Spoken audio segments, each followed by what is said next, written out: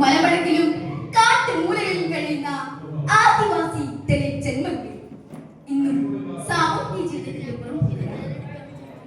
എത്ര നൂറ്റാണ്ടുകൾ വീണുടഞ്ഞു, എത്ര സിംഹാസനം വഴിയൊഴിഞ്ഞു, കെട്ടുപോകും ജീവിതത്തിനടുപ്പിലൂതി കാട്ടുമക്കൾക്കിന്നും കണ്ണുനീര്, കാട്ടുമക്കൾക്കിന്നും കണ്ണുനീര്.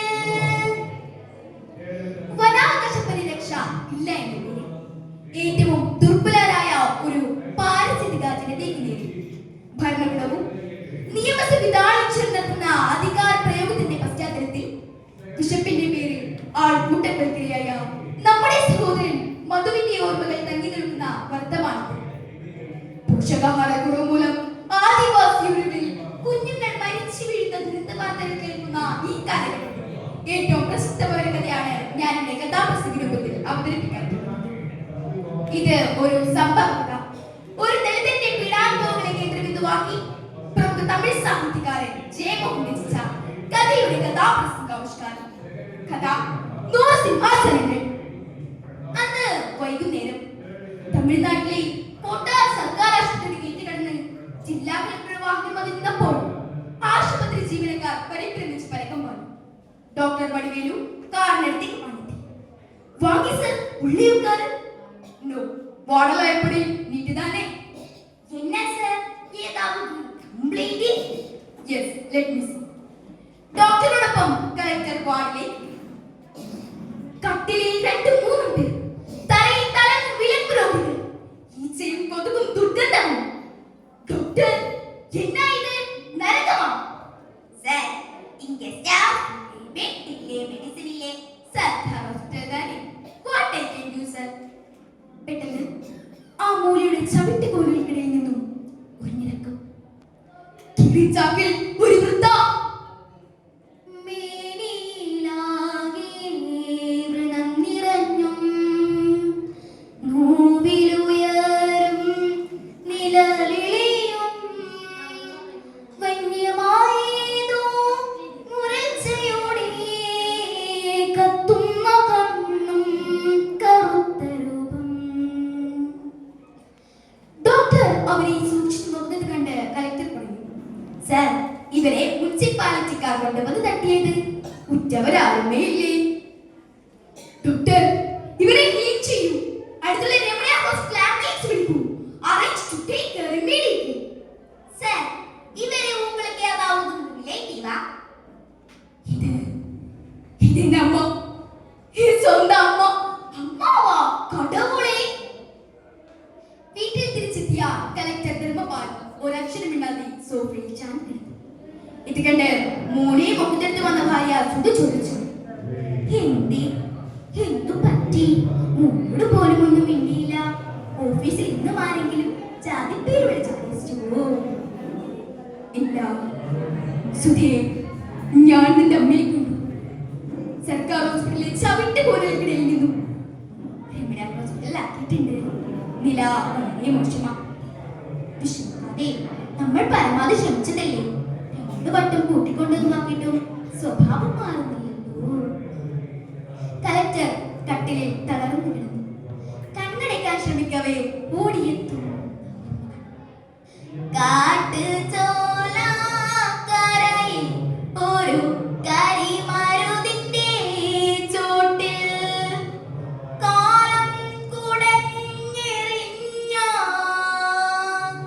കാട്ടുനായകന്റെ ജന്മം. കാട്ടിൽ നായാടി നടന്ന വീഴത്തെ പെറ്റമ്മയുടെ മാറിൽ തൂങ്ങി കാടുകൾ മാറി മാറി തിണ്ടി നടന്നവൻ. അണ്ണനെയും കാട്ടിലെയും മുല്ലേയും ഒക്കെ പച്ചയിൽ കടിച്ച് കീറത്തിന് നാളുകൾ. പുഴമുക്ക് നാട്ടിലേക്ക് ഇറങ്ങിയാൽ തെരുവിലെ ഇജ്ജത്തിട്ടിൽ നിന്നും വാരി വായിട്ട് 7 മക്കളെ പെറ്റ് 6 മരിച്ച് അവശേഷിക്കുന്ന തന്നോട് എന്തൊരു വാത്സല്യമായിരുന്നു അമ്മയ്ക്ക്. കണി കാണാൻ കൊള്ളാത്ത നായകളെ പകൽ നേരത്തെ നാട്ടിൽ കണ്ടാൽ ആളുകൾ കല്ലെറിഞ്ഞോടിക്കും. അന്ന് 7 വയസ്സായിട്ടുള്ളൂ. അമ്മയെ തേടി ആറ്റിൻ തീരത്തോടെ നടക്കുമ്പോൾ കരമനയാറ്റിൽ കളിച്ചു നീന്തും ചെറുബാലകന്മാർ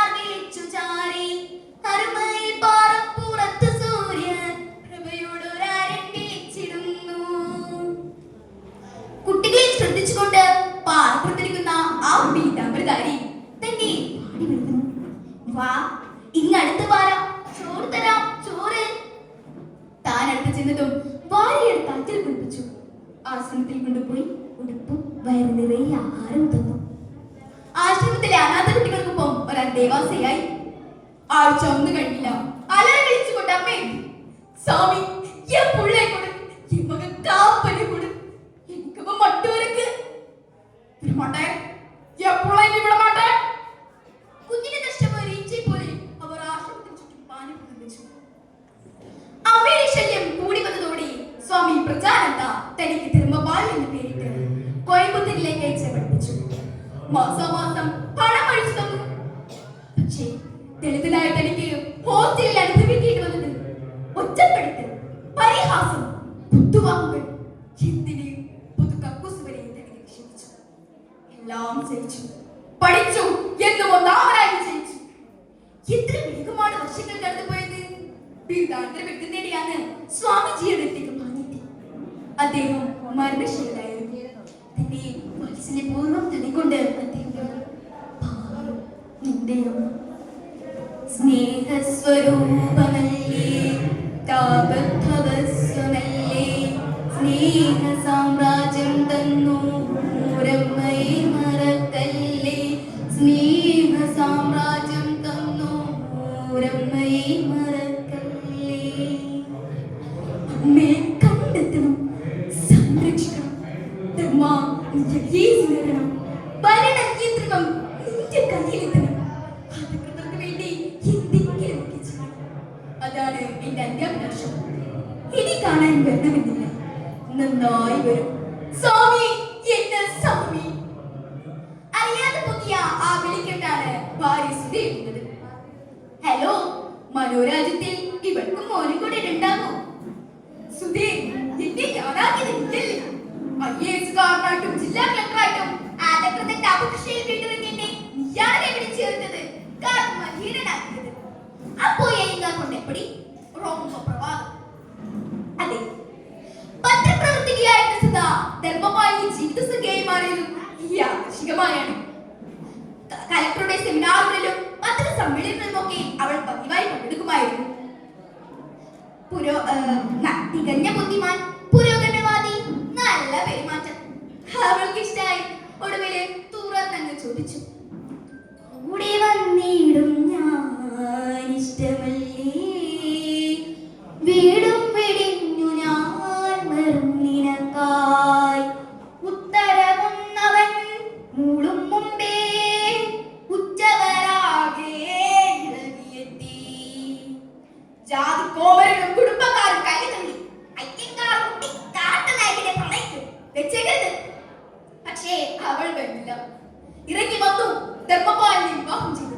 മാതൃകാ ദമ്പതികളായി ജീവിച്ചു. ഒരു മകനും പിറന്നു. നീണ്ട അന്വേഷണങ്ങൾക്കൊടുവിൽ അമ്മയെ കണ്ടെത്തി വീട്ടിലെത്തിച്ചു. പക്ഷേ സുധയുമായി പൊരുത്തപ്പെടാൻ അവർക്കായിരുന്നില്ല. തന്റെ മകനെ തട്ടിയെടുത്ത മറ്റേതോ ഒരു ശത്രുവായാണ് അവർ സുധയെ കണ്ടിരുന്നത്. അമ്മയെ നോക്കാൻ മനസ്സിൽ വെച്ചു. അഞ്ചെണ്ണാൾ നേഴ്സിന്റെ കൈക്കടിച്ചു മുടിച്ച് അക്കോടിപ്പോയി. പിന്നീട് 2 വർഷത്തേക്ക് ഒരു വിവരമില്ല. അന്ന് കലക്ടറുടെ ചേംബറിൽ സെമിനാർ നടക്കുകയാണ്. തിങ്ങി നിറഞ്ഞ സദസ്സ്. പെട്ടെന്ന്